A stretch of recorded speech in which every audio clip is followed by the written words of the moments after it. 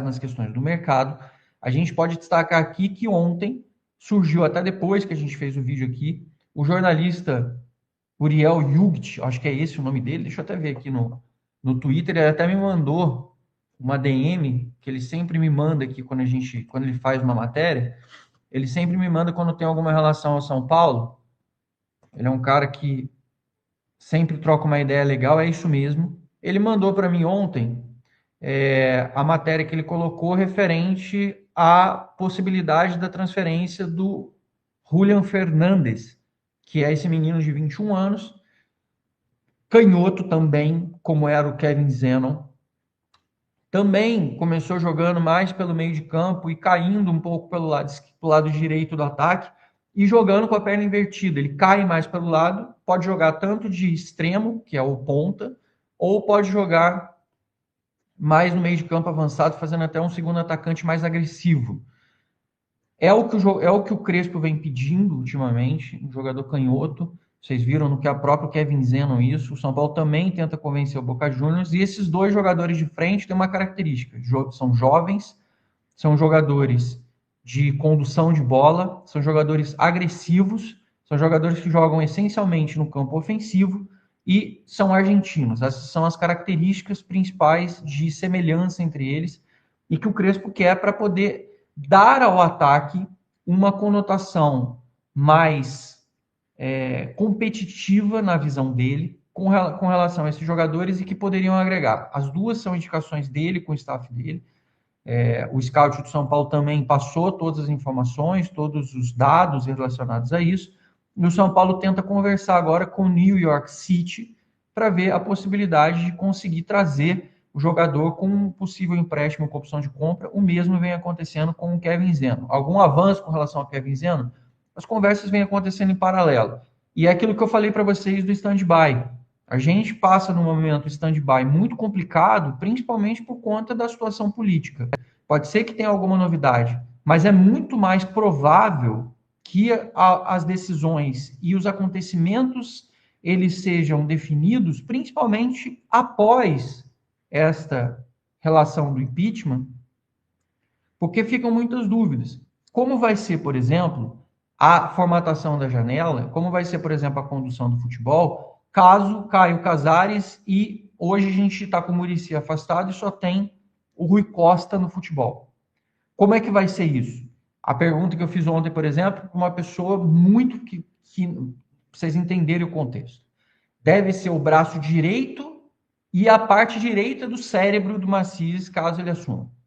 E eu perguntei como é que seria a questão de nomeação para quem vai ficar junto na Barra Funda, porque assim, vai demitir o Rui Costa, vai contratar um do dia para a noite, vai pegar tudo andando, como é que vai ser?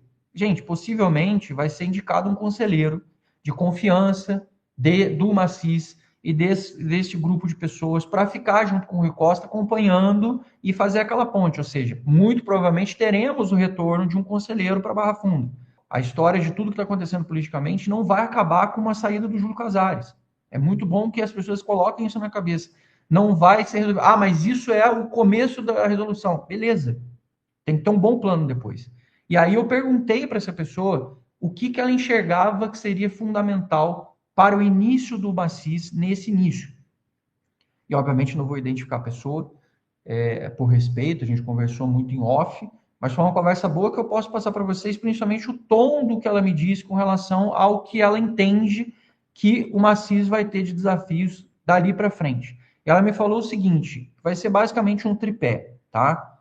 Resolver o curto prazo e o curtíssimo prazo, principalmente cortando despesas altíssimas com coisas que eles entendem que sejam não sejam coerentes ou que sejam irrelevantes, ajustar o time, e aí eu acho que é a parte mais importante para esse momento que a gente está falando de coisa da bola, ter um time, porque a janela fecha no início de março, e a gente está falando, parece que falta muito, mas a gente está falando aí de 50 dias para isso acabar, né? A gente tem pouco tempo no final das contas. Hoje é 14, são 17 dias para acabar esse mês, mais no mês de fevereiro, e depois mais 3 dias de março, que fecha no dia 3 de março. Então, é pouquíssimo tempo, gente, é muito pouco tempo. Parece que é muito, mas é pouco tempo, principalmente para um time que precisa negociar muito para fechar com jogadores, porque não tem grana para colocar na mesa e ser protagonista de janela. Ainda vê jogadores sendo assediados, como Marcos Antônio. Então, voltando, eles falaram cortar despesas irrelevantes, ajustar a parte financeira, arrumar o time, que é o mercado da bola praticamente, e a terceira, que é pacificar o clube. O que significa pacificar o clube? Envolver a oposição ou as pessoas que eram da oposição junto com as pessoas da atual situação para que não entre em conflito, para que a gente tenha um ano de transição adequado, sem uma guerra política intensa dentro do clube. Eu não sei se isso vai ser possível, mas é o que estão planejando e plantando. Eu vi entrevistas do Caio Forjás, por exemplo,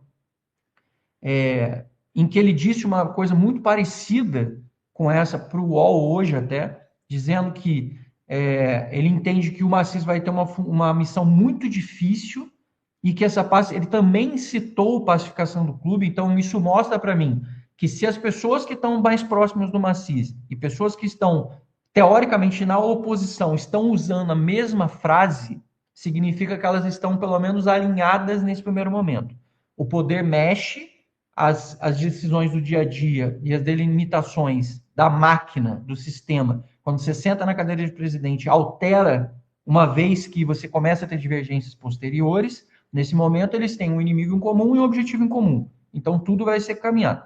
Mas, pelo menos, mostra um alinhamento e não uma guerra de imediato, porque vai ser fundamental realmente se isso aconteça. Por que eu estou falando tanto nesse sentido? Porque a gente já precisa lidar com um fator claro. Na sexta-feira de noite já podemos ter um novo presidente, amigos.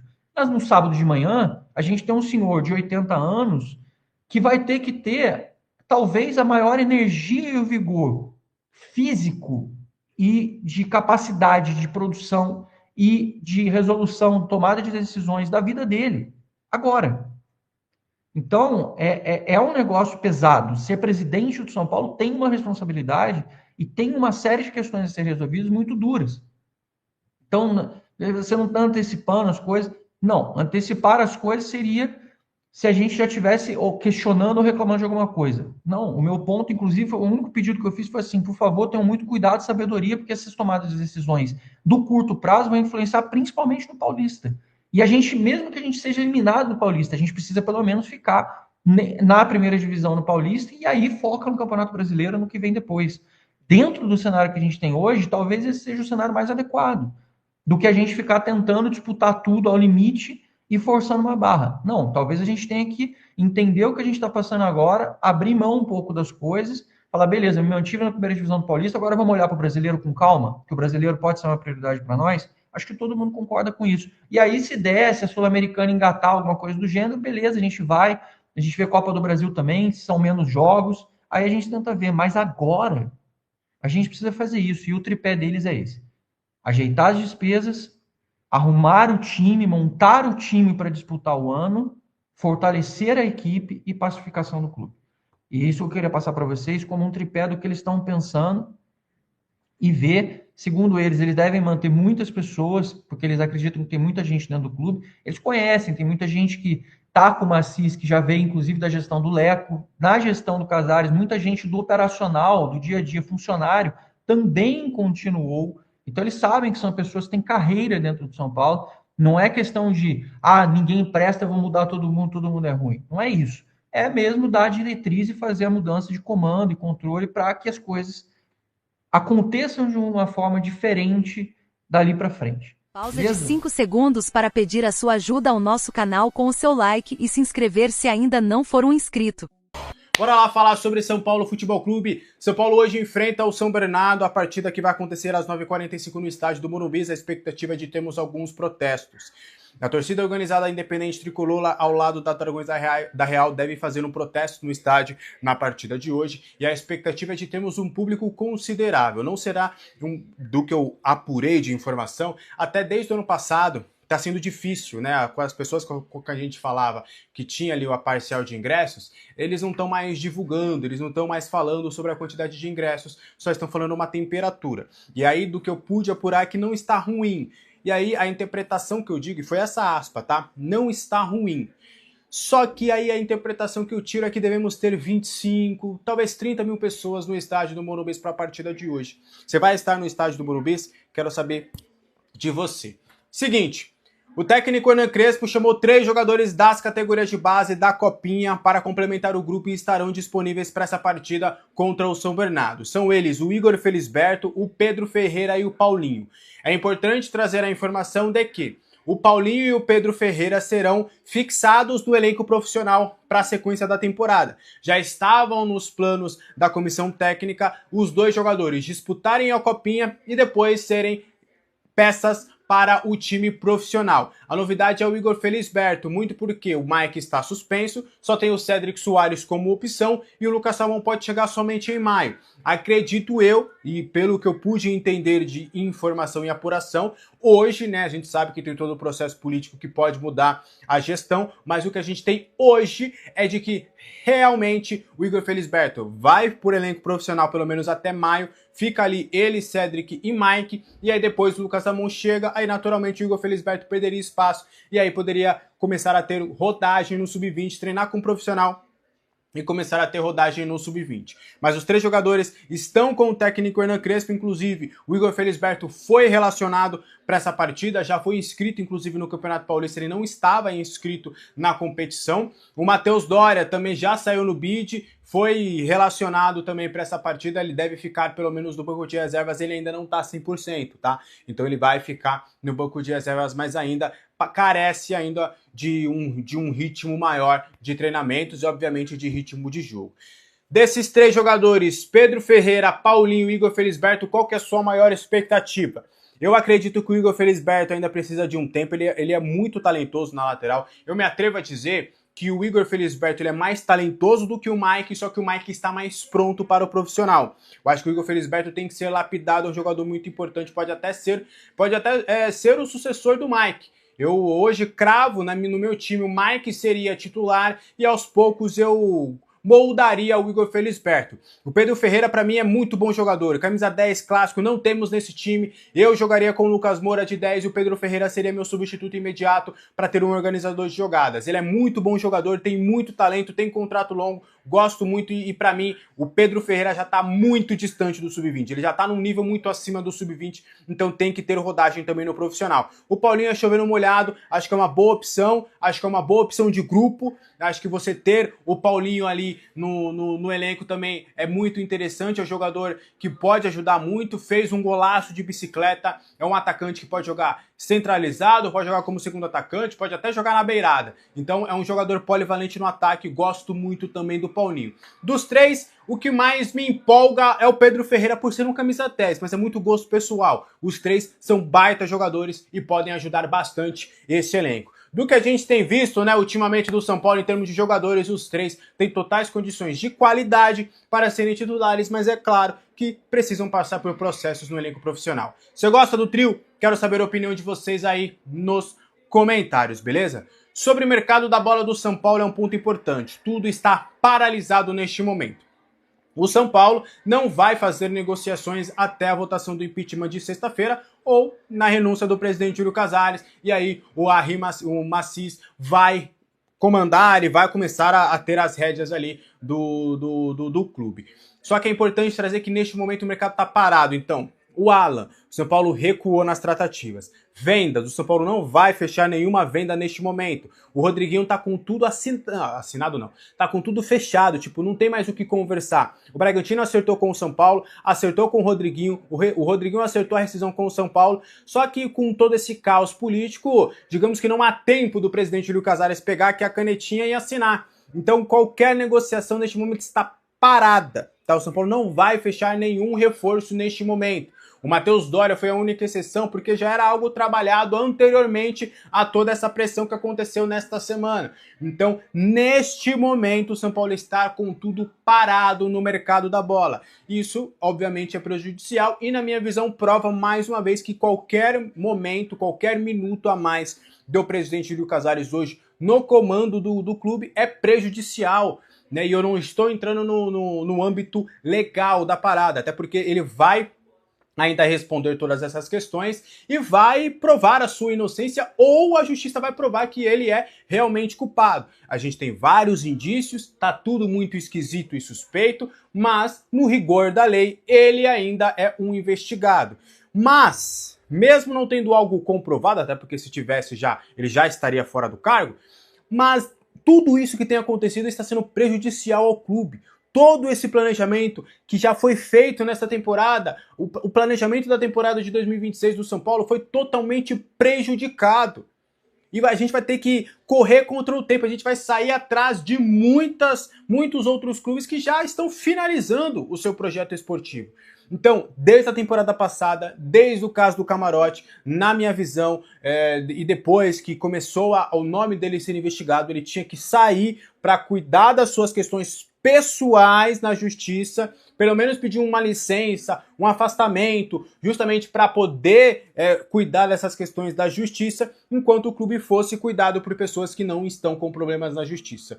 Então, mais uma vez, na minha visão, prova que qualquer minuto nessa situação política, a não ser que aconteça uma reviravolta gigantesca, a polícia fala, tudo foi uma coincidência, erramos completamente, pedimos desculpas pelo transtorno. E o que acho que não deve acontecer. Então, qualquer minuto de Júlio Casares hoje como presidente do São Paulo atrapalha o futebol do São Paulo. E repito, não estou falando do âmbito legal, estou falando do âmbito do futebol. Toda essa pressão política acaba sim acarretando dentro do clube. Vamos aguardar as cenas dos próximos capítulos para entender de fato como é que serão essas novas negociações, tá bom? O que você acha disso tudo? Eu quero saber a opinião de São Paulo Futebol Clube e o impeachment do Casares, a renúncia, como é que tá essa história? Repito e reitero, acredito muito na informação que eu tenho e que trouxe com exclusividade de que o presidente Júlio Casares vai pedir a sua renúncia, tá? Até do que eu tenho de informação nesta quinta-feira, ele deve trabalhar com algumas situações para tentar, de alguma forma, sair pela tangente disso, mas que no máximo na sexta-feira, e não descarta até as vésperas do impeachment, da votação do impeachment, ele acaba pedindo a renúncia. Isso porque ele teria os seus direitos políticos dentro do São Paulo ainda preservados. Se ele for empichado, ele vai perder tudo. Então, e não dá pra ele pagar pra ver, gente. Não dá pra ele pagar pra ver. Se ele pagar pra ver, vai ser um dos maiores... eu ia falar uma palavra ruim, mas você sabe, quando a pessoa, né... Então, seria um dos maiores. Então, não faz sentido, porque ele vai ter os 171 votos, tá? Ele vai ter esses votos. Até da lista do Alexandre Guilsbrecht, lá do Anotações Tricolores, e você que não é assinante do Anotações Tricolores, você tá perdendo tempo. Tem lá, ele fez a lista, né, de todos os que já falaram publicamente que vão votar. E aí eu separei um tempinho para dar uma olhada nessa lista. São 143 que já declararam publicamente que vão votar. Aí tem alguns ali, tem um que eu duvido ali nesse a favor, mas faz parte. E eu quero saber se você tem a ideia de quem eu tô duvidando que vai votar a favor do impeachment. Mas tem outros ali que são votos desconhecidos que eu sei que eles vão votar a favor porque algumas dessas pessoas me falaram. Só que o Alexandre, o Ale, ele só faz isso com público, né? Com voto público, não com tal fulano falou isso e falou aquilo. Então, eu até fiz umas continhas, né? Pelo que eu tenho de informação, vai bater até com uma certa folga.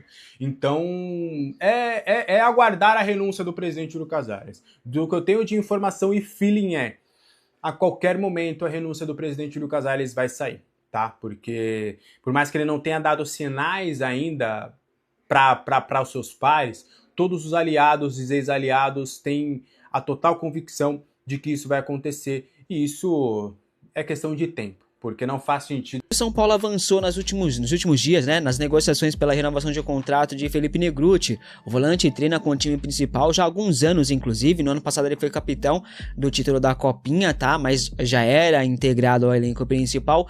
Não teve tantas oportunidades desde então, né?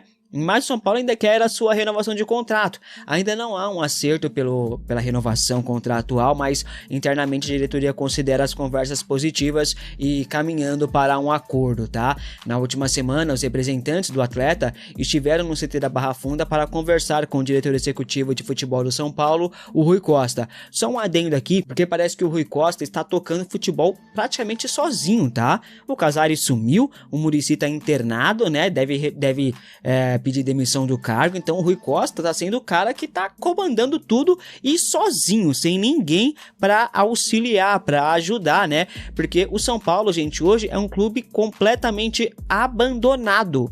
Não tem jeito, cara. Bom, o São Paulo espera renovar o contrato de Felipe Negrutti por mais 3 ou 4 temporadas. Além disso, também dará uma valorização salarial para o atleta, como a de praxe, aumentando também o valor da multa rescisória, tá? O São Paulo renovou com o Nicolas, inclusive, já.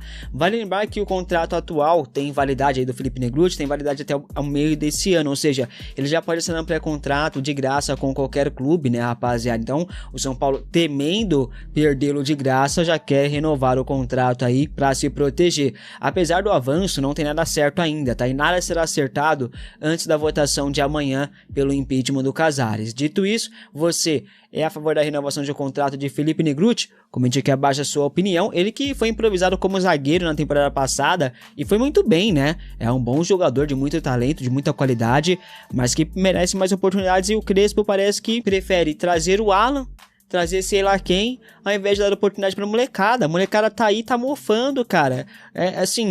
É triste de ver o que o São Paulo faz com as suas joias de Cotia, né? E o São Paulo segue no mercado da bola em busca de mais reforços. Até aqui, anunciou o Dória, o Danielzinho e também o Carlos Coronel. Fechou um pré-contrato com o Lucas Ramon, mas ele deve vir apenas a partir de maio, tá?